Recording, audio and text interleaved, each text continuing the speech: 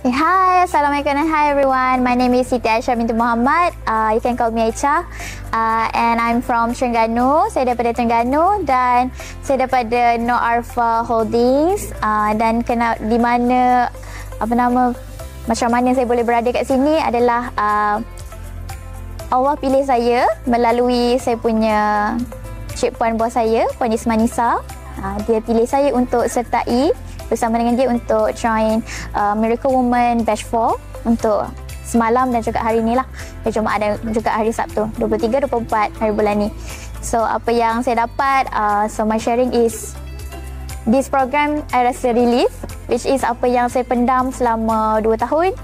2 tahun saya dendam semua, saya boleh relief pada hari ni dalam masa beberapa jam sahaja. Dan juga Alhamdulillah hari ni saya boleh relief semua benda, memaafkan.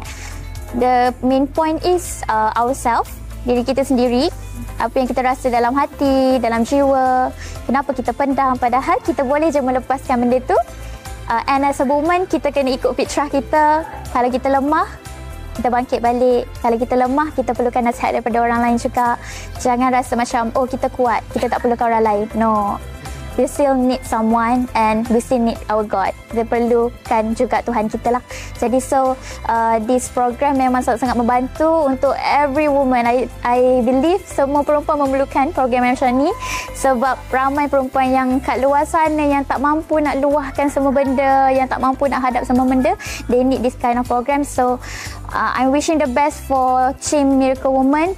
Saya harap sangat program ni boleh diteruskan ke tahun seterusnya dan boleh dapat bantu semua wanita dekat dunia. InsyaAllah saya doakan yang terbaik untuk dia. Okay, thank you.